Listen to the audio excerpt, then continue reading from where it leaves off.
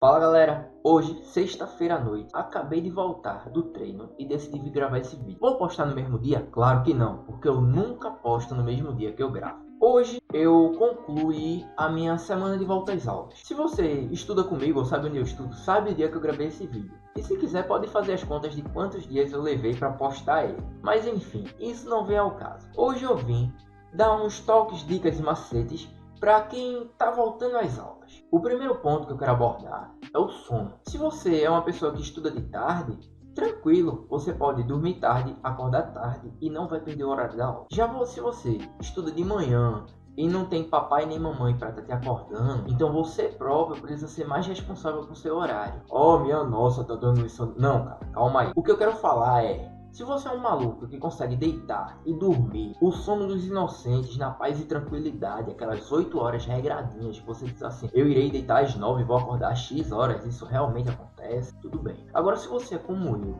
que fica ansioso antes de eventos importantes, inclusive volta às aulas, eu considero como um evento importante, fico ansioso e não consigo dormir. Se você está ansioso, com certeza não vai valer a pena você dormir 2, 3 horinhas e depois, mazelado, né, claro, pro colégio. Não adianta, é melhor você não dormir e segurar durante todo o dia. Ah, como assim? Do domingo para segunda você não dorme e passa o resto do dia da segunda-feira segurando para não dormir. Quando chegar na segunda noite você vai estar muito cansado e aí vai dormir mais cedo. Dormindo mais cedo, consequentemente vai acordar cedo com mais energia. Na terça-feira vai ser a mesma coisa. Você vai procurar dormir mais cedo porque você vai continuar cansado. Na quarta o corpo já vai pegando o ritmo. Você só precisa mesmo se policiar nos finais de semana para não quebrar esse ritmo e a segunda-feira ser sempre torturante. Se você conseguir se policiar minimamente no final de semana, a semana seguinte não vai ser tão quebrada para você. O segundo ponto importante que eu quero trazer é sobre roupas. Ah, e o que é que roupa tem a ver com voltar às aulas se de todo jeito eu vou ter que usar a farda do colégio? Calma aí, cara, que isso também não é tudo. Inclusive, um dos diferenciais no meu ensino médio era uma camisa xadrez que eu usava por cima da camisa, o que me deixava muito mais estiloso do que basicamente 80% do meu colégio e chamava a atenção das meninas, que era o meu objetivo, claro. Se o seu colégio é estilo faculdade, você pode ir com a roupa que quer, do jeito que quer e ninguém fala nada, show de bola. Desenvolva seu estilo próprio, estude sobre moda masculina, feminina, o que for. Agora, se você é como eu, que estudou em colégios que davam fardamentos, que te obrigavam a usar aquela camisa feiosa, geralmente bicolor, com uma calça jeans e um tênis. Aí você precisa correr pelos flancos, precisa ser mais esperto para poder chamar mais atenção. No meu caso, eu usava munhequeira, pulseira, sempre. E no segundo ano em diante eu descobri uma camisa xadrez que não esquentava no verão e nem esfriava muito no inverno. Então eu conseguia usar ela durante o ano todo e muitas vezes eu fui conhecido como o cara da camisa xadrez. Esse é um relato meu. Você vai importar para a sua realidade da maneira que for mais conveniente e adaptativa, claro. Terceiro ponto importante que eu levo em consideração no âmbito social da sua sala: mudar nas férias. Ah, como assim mudar nas férias? Se você é um tipo de pessoa que tem o cabelo muito grande, você quer mudar o seu estilo e mostrar que mudou a sua personalidade, não é tão interessante fazer isso no meio do ano, porque pelo fato das pessoas estarem convivendo com você todo dia, o dia todo, elas acabam tendo uma visão sua que geralmente é mais difícil de notar mudanças, principalmente pequenas mudanças, como personalidade. Se você não é satisfeito com a forma como as pessoas te tratam na sala, ou coisas do tipo, ou quer chamar a atenção de alguém que você gosta, geralmente é interessante você fazer isso durante as férias. Por quê? No mínimo você vai ter um mês de férias. Nesses um mês, a maioria das pessoas meio que se desconhecem.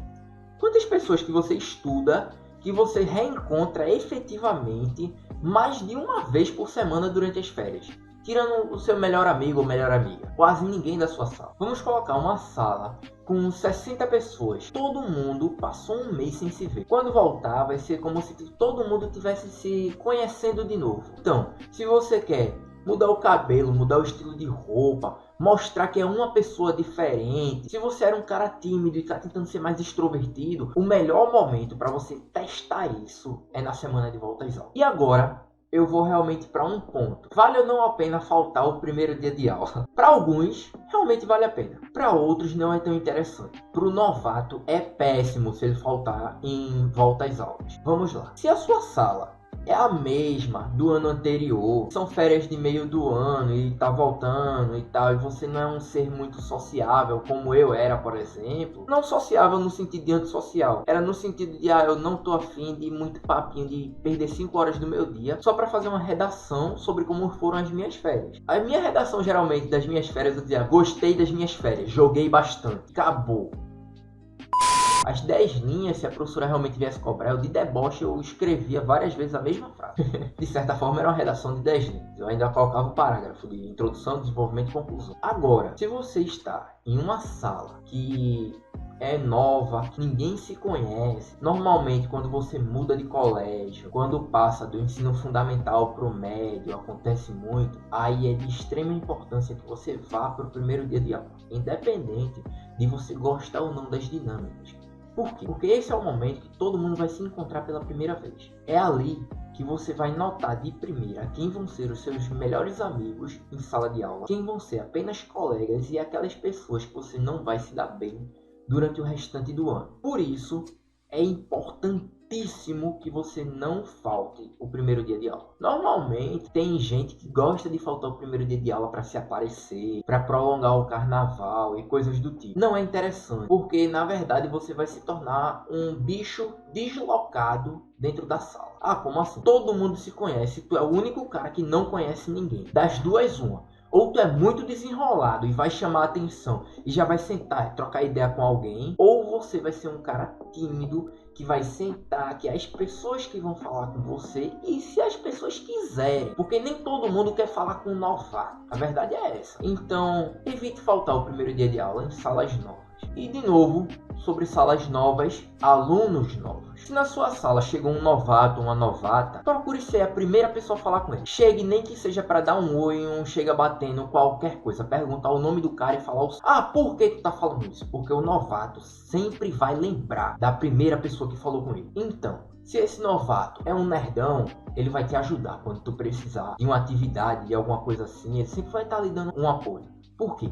Porque tu foi a primeira pessoa que tentou puxar a amizade com ele. Se é um cara muito forte e um dia tu precisar, ele pode te ajudar numa briga, pode te defender. Se é uma mina gata que provavelmente tu tá afim, ela já vai olhar pra você com outros olhos. Vai te ver de uma maneira positiva. Mesmo que não dê certo, pelo menos a primeira impressão boa você causou. Agora, tirando o sentido de interesse em conhecer alguém, só o fato de você conversar com alguém que está se sentindo deslocado ou coisas do tipo, mostram que você é uma boa pessoa. Se você faz isso realmente segundo as intenções, é interessante, porque você se torna um ser mais sociável. Daqui pra frente eu vou parar de enumerar, porque eu já me perdi nas minhas contas. Eu não sei se é o 4 ou o tópico 5 ou se já é o 6. Enfim, matérias importantes. Isso daqui eu não vou mostrar tanto para fundamental e médio, porque não é uma dica válida.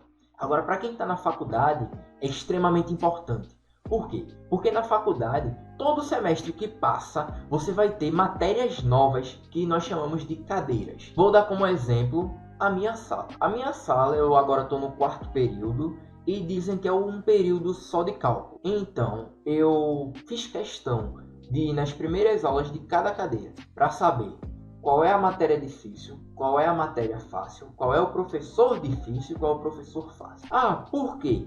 Porque uma matéria fácil, com um professor bom ou fácil, ela se torna muito fácil. Uma matéria fácil, com um professor ruim, ela fica mediana. A mesma coisa acontece o inverso, com os professores bons e etc. Outra coisa, agora, para você que está no fundamental e médio, professores novos. Alguns professores já dão aula na sua escola, mas não dão aula para sua turma e podem pegar a sua turma agora. É interessante, porque se você assistiu o vídeo que eu gravei lá atrás sobre os tipos de prova, você vai entender a importância de conhecer o professor. Se você não assistiu esse vídeo, eu provavelmente vou deixar no card aqui em cima ou do outro lado. Eu agora não sei ao certo por que lado ele vai estar. Mas enfim, clica aí que tu vai assistir e vai entender o que eu tô querendo falar. Lugar na sala. Para mim, JP, qual é o melhor lugar da sala? Do ensino médio para trás, eu focava sempre em 3 pontos específicos. 4, na verdade. Era porta, parede, janela e canto da sala. Como assim? O canto da sala geralmente é o melhor lugar para você escutar no fone de ouvido. A janela é o lugar mais arejado que você vai ter se não tiver ar-condicionado na sua sala. Se tiver ar-condicionado na sua sala, é só ficar onde ele sopra que vai estar bem melhor.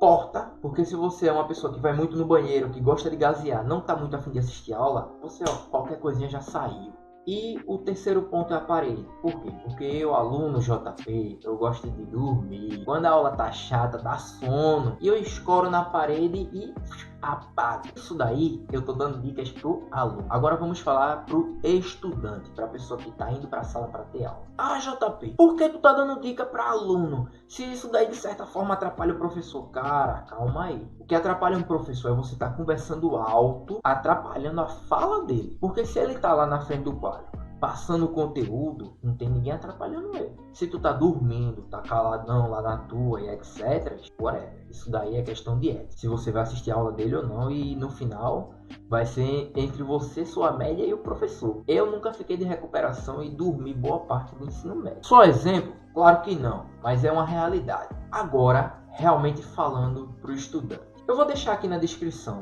um vídeo do professor Ledo Vacário. Ledo Vacário, para quem não conhece, para mim é uma inspiração como professor. Esse cara, ele trabalha formulando provas de concurso público. E ele fez um vídeo explicando para o aluno, para o estudante no caso, como fazer o professor dar aula exclusivamente para você. E eu testei isso na faculdade e realmente funciona. Eu vou dar uma breve resumida. Tudo depende da postura que você está usando e de dar a impressão de que você está prestando atenção. Como por exemplo, quando você se curva para frente, normalmente coloca a mão no queixo, fica olhando fixamente para o professor e ele está falando, você está balançando a cabeça no sentido que entendeu, mas não o tempo todo. Senão você vai lembrar aqueles bonecos de carro que ficam no tabelier, passando a lombada dele. Calma, cara, não é assim não. Tá ali, ele está explicando que x mais y é igual a não sei o que você tá. Ele vai entender que você é um aluno ativo, que está ali prestando atenção no que ele está passando. Depois de uns 5 minutos, ele já vai estar dando aula e ao invés de olhar para a turma toda, ele vai olhar para você. E aí, tu vai testar se ele realmente está te dando aula ou não. Que foi justamente o que eu fiz e funcionou. Eu simplesmente estava aqui e o professor explicou alguma coisa. Aquela cara de que não entendi. Na mesma hora, o professor repetiu a explicação dele. Eu não precisei pedir para repetir. Eu não precisei falar que eu não entendi. O próprio professor entendeu que eu não entendi e repetiu a explicação. De novo, para o estudante. Muita gente que quer ser o melhor aluno da sala senta de frente para o birô. Alguns pais até orientam o estudante a sentar na frente do birô, porque é mais perto do professor para tirar dúvida, não sei o quê. E na real, isso daí só vai te estereotipar. Se você não sabe o que significa isso, dá uma pesquisadinha. O aluno nerdão, geralmente ele senta na primeira cadeira para mostrar serviço, não sei o que. E você vai ficar taxado na sala como o inteligente. Isso daí não é tão interessante se você pretende socializar com o restante da sala. Qual o lugar que eu mais gosto? No centro, um pouco na frente e nunca na primeira cadeira. Ah, por que nunca na primeira cadeira? Porque são os lugares que mais tem pressão do professor. São os pontos que você mais vai ter em contato com ele. Se você for conversar com alguém, e o professor vai estar na tua frente colado, ele vai estar vendo, ele vai se sentir incomodado. Se você está na terceira cadeira, nem sempre o professor vai estar dando tanta atenção assim, porque normalmente ele olha muito para os inteligentinhos que sentam na primeira e na segunda fila. Da terceira até a quinta, em uma sala grande, é um ótimo lugar. Tu senta do lado de um amigo, se tu tá afim de conversar, tu conversa. Se pensou em uma piada, conta pra ele, os dois vão rir. Depois tu olha pra aula de novo e o cara vai continuar o assunto e assim tá de boa. A questão é, nunca conversa a aula toda para não estar chamando a atenção. Nem todo mundo lá realmente está para estudar, mas alguns estão para estudar. Não vamos prejudicar quem está querendo efetivamente assistir a aula, como também não vamos prejudicar a moral do professor, porque ele levou muito tempo estudando aquilo para poder ensinar para alguém. Agora, um ponto que eu acho fundamental. Nem todo amigo é um bom colega de sala. Ah, como assim? Tem mano teu que mais te prejudica do que te ajuda. Se tu senta e é uma matéria pesada, tu não tá conseguindo absorver bem, e o maluco tá o tempo todo, ei Beltrão, não sei o que, aí cutuca o cara de novo, e cutuca de novo, aí fala uma besteira. Aí tu, massa, não sei o quê. Aí daqui a pouco tu tá levando reclamação por estar conversando com o cara. Só que é o cara que tá falando contigo, não é tu que tá falando com ele. Aí daqui a pouco tu leva mais reclamação porque o cara não parou de falar. Aí daqui a pouco o professor fica com raiva e manda vocês dois saírem da sala. Tu levou a culpa de um cara que ele próprio tá te prejudicando e prejudicando ele mesmo. Isso daí é um bom amigo, geralmente. Se um dia tu entrar numa briga, um negócio desse, esse amigo pode até te ajudar. Se um dia tu precisar de uma grana, uma passagem, alguma coisa, esse mano pode até te ajudar. Mas ele é um péssimo colega de sala. Então, é uma questão não de separar o joio do trigo. Porque chamar um cara desse de joio significa que ele é o tempo todo ruim. Isso não é verdade. Ele é um ótimo cara para você voltar conversando no ônibus, para trocar uma ideia no intervalo. Mas durante a aula, talvez ele não seja um colega tão bom de sala. Então, das duas, uma. Ou você influencia ele pro bem, no sentido de, mano, tô afim de assistir a aula, pô, bora prestar um pouquinho de atenção e depois a gente conversa, tem hora, tá de boas. E o cara vai concordar. Se ele concordar, show de bola, você influenciou alguém pra cima, você foi balão. O problema é quando essa pessoa se torna uma âncora, que é o caso que eu acabei de falar, dela tá te prejudicando em cima disso. Por último ponto, levando em lado social, é a constância.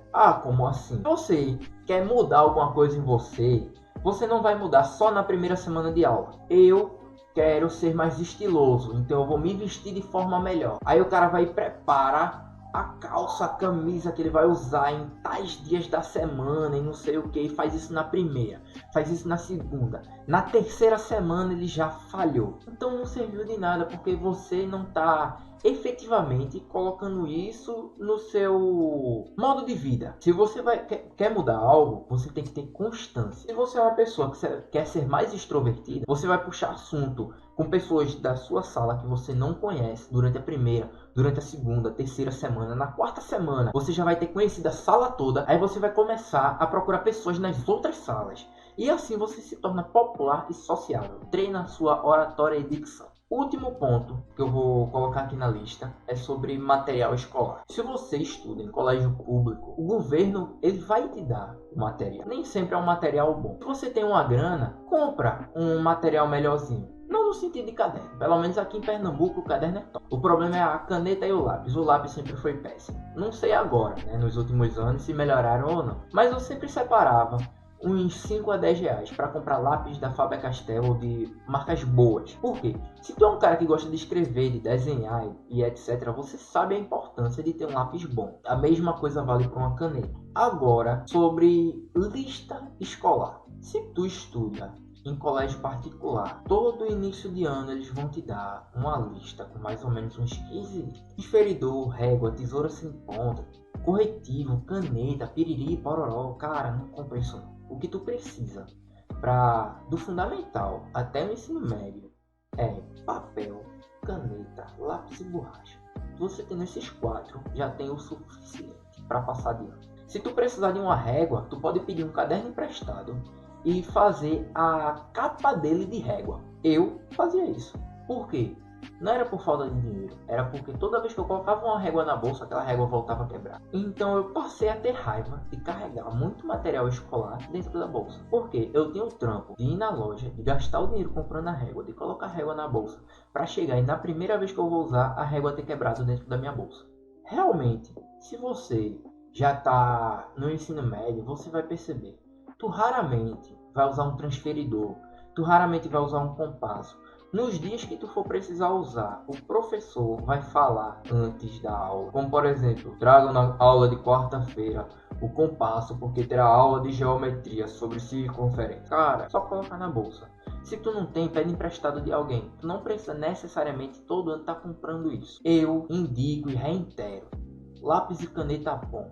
A borracha, se você tiver uma graninha, comprando da Faber-Castell, tem uns 5 conto mais ou menos. Agora, se tu é um mano que tá juntando uma grana, não tá numa condição tão interessante, se preocupa com isso não, pô. Só precisa escrever. Penúltimo ponto, porque o último ponto é uma dica minha que eu usei por muito tempo. Eu não vou dar spoiler agora, mas esse penúltimo ponto é um pouco sensível para alguns. Realmente, às vezes eu até fico triste de estar falando sobre isso. Se você tem dinheiro para todo ano comprar um livro novo, Show de bola, cara. Parabéns. Seus pais têm condição, você trabalha e tem condição. Se tu é um aluno do público, o governo te dá o livro. Às vezes você vai pegar um livro usado, às vezes você vai pegar um livro novo e a vida segue. Agora, se tu é uma pessoa que estuda no colégio particular, que o governo não dá o livro, que você precisa comprar um livro usado, que precisa ir no sebo ou coisas do tipo, não se sinta inferior. Se alguém quiser te humilhar ou falar que o livro é novo e o teu tá rabiscado, não sei o que. Você não é inferior por usar um livro usado. Você se torna inferior por achar que o dinheiro te torna alguém melhor do que outro. Se você parar para pensar, eu não estou falando com quem não tem. Outra coisa, o livro usado, ele é interessante, porque muitas vezes você vai pegar um livro de um cara que foi feito eu, que quando estudava anotava no livro algumas coisas como macete. Quem já assistiu Harry Potter e O Príncipe Mestiço sabe que Harry Potter só se deu bem porque ele pegou um livro usado. E o Rony olhou a capa e achou que aquele livro ia ser uma merda. Deixa que foi o livro que salvou o ano letivo do Harry, fazendo as porções e tudo. Se você é uma pessoa que já comprou um livro usado, nunca se sinta inferior quando vê um livro novo, brilhante, ou porque o seu tá com a capa rasgada. Agora, uma dica que eu te dou, que eu fazia muito, eu conseguia pegar um livro usado e revender ele como segunda mão, porque eu cuidava tão bem do meu livro que parecia que eu não tinha usado ele. Quando eu pegava um livro no particular, que eu sabia que eu ia revender ele, eu tentava rasurar o mínimo possível, porque às vezes eu até dizia que era um livro novo e passava batido. Quando eu estava no público, eu sabia que no próximo ano ia ser alguém da sala que eu estava. Então, o que era que eu fazia? Príncipe Mestiço. Vamos ajudar a galera. Muitas vezes eu escrevia macetes meus que aprendi no extra classe para ajudar quem estava no ano anterior. Tanto que quando eu estava ainda no ensino médio, no segundo, terceiro ano, e eu tinha algum amigo de sala abaixo, eu dizia, mano, quando tu for pegar os livros, olha sempre na contracapa. Se tiver o JP, ou então na lateral, era uma marca minha que eu fazia, tu pega, porque vai ter muita coisa lá que vai te ajudar. E eu sempre escrevia de caneta, para não ter risco de algum palhaço apagar e acabar prejudicando a pessoa do ano seguinte a ele. Por último, na verdade, eu vou ver aqui como eu vou adaptar para fazer uma filmagem de cima sobre as etiquetas de matérias nos cadernos. Isso daí me salvou muito durante todos os anos que eu passei. Do sétimo ano para frente, eu todo ano fazia isso no meu caderno e sempre poupou meu tempo. Vocês vão entender o que eu vou fazer já já. Aqui existem 3 formas de se fazer. 2 de liso, uma de quem está com um pouquinho de dinheiro, a do liso preguiçoso e a do liso que é um pouco mais dedicado. Vamos lá. Eu às vezes tive ano que eu só coloquei a inicial da matéria. Outras vezes eu coloquei o nome completo da matéria. Eu aqui na primeira linha coloquei só um P e na segunda eu realmente escrevi português.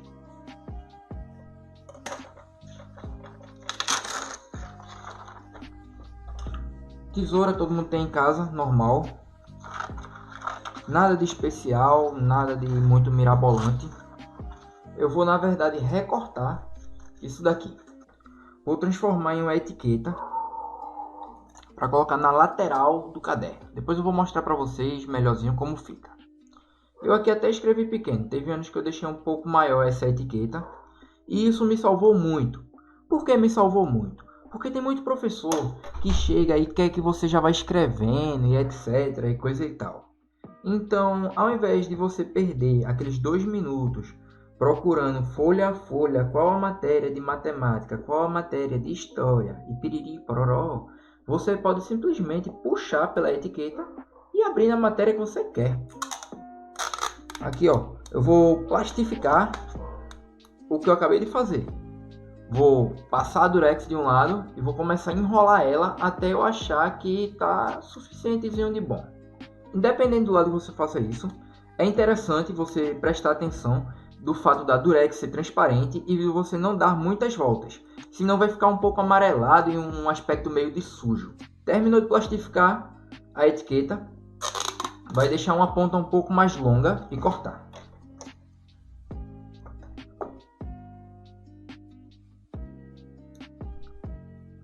Joguei aqui, fiz a etiqueta. Nisso que eu fiz a etiqueta, eu vou colar em um espaço da folha, escolhi, pá. Geralmente, você vai colocar aqui, né, como qualquer outro ser humano, na folha da matéria. Terminou aqui, se você deixar só isso, o que é que vai acontecer? Quando você for usando, vai acabar rasgando a etiqueta e a folha. Então vamos blindar ela. Cortou aqui, ó, mais algumas tiras com durex. E colocou. Eu normalmente fazia 3 a 4. Se eu tivesse muito inspirado e com muito saco, eu fazia 5, 6. Que aí ia durar pro resto do ano. Mas aí, pra mim, não valia a pena. Eu posso fazer isso repetindo várias vezes, mas o que eu quero é explicar o conceito. Aqui, eu escrevi por extenso, português. Aqui no outro, que eu até já tinha me perdido, eu deixo ele bem menor, só um quadradinho, só com o P. É interessante. Se você não está muito afim de escrever, se você não tem a letra bonita, se não quer trabalhar na caligrafia, o processo é o mesmo. Eu não vou fazer, porque senão vai alongar o vídeo para algo muito simples de se explicar. Agora, quando você tem um pouco mais de dinheiro para... Poxa, eu até esqueci o nome. É um nomezinho, post-its. Para estar comprando post-it, não sei o que, para deixar seu caderno bonitinho. Compra esse aqui, ó. Eu paguei na faixa de uns R$ 3,50 na época que eu comprei. O custo maior é do deslocamento, de você achar onde vende. Se tem algum lugar perto da sua casa que vende um desses, show de bola. Você escolhe uma cor para colocar e vai deixar aqui, ó, no mesmo estilo que já está no meu caderno, na verdade. Foi esse que eu usei. Aqui você consegue ver como ele fica pequenininho. Se eu precisar da terceira matéria, é só puxar. Se eu precisar da outra, puxei também da quarta e assim por diante. Porque eu não acho interessante o modo liso preguiçoso. Porque o modo liso preguiçoso, muitas vezes você vai ter matérias com as mesmas iniciais. Agora, a segunda parte da última parte, ou sendo mais dramático, a última parte da última parte. Se você estudante do colégio público, não tem dinheiro para pegar um caderno, ou até mesmo foi para uma livraria, mas não encontrou nenhum caderno que você gostou muito da capa, coisa que já aconteceu muito comigo, você pode fazer o seguinte: o caderno que você não gostou da capa, você vai pegar ele e vai bolar uma capa com a sua identidade. Isso é interessante porque mostra que você é bastante estiloso. O que é que acontece? Para você fazer isso, você precisa de certos dons artísticos. Algumas pessoas vão simplesmente pegar um hidrocor, marcador permanente, etc. e fazer um bom trabalho aqui.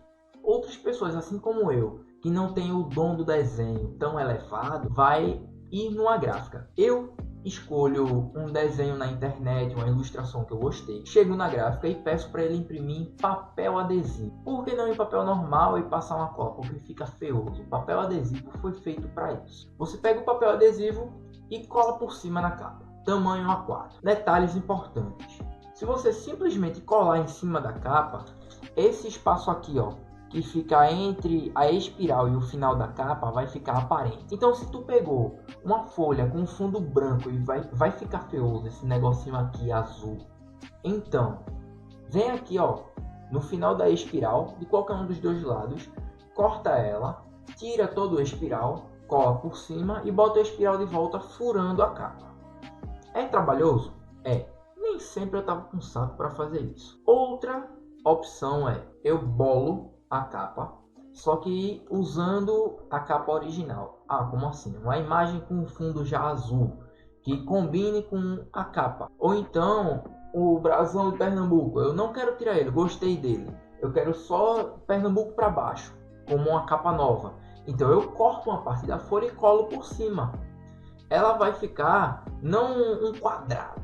Seria interessante você pensar em formas que consigam conversar com a capa. Mas isso daí é um papo mais para a galera de artes, para quem curte muito desenho. E você precisa usar da sua criatividade. Afinal, se eu mostrar tudo do jeito que eu faço e você só me copiar, você vai tentar ser um JP. Você não vai conseguir ser eu, porque dimensões são limitadas, né? E no final, nem você vai ser esse mesmo. Pessoal, quem acompanhou até aqui, eu sei que o vídeo ficou longo, mas mesmo assim eu agradeço por ter assistido até agora. Tamo junto, não esqueçam de deixar seu like.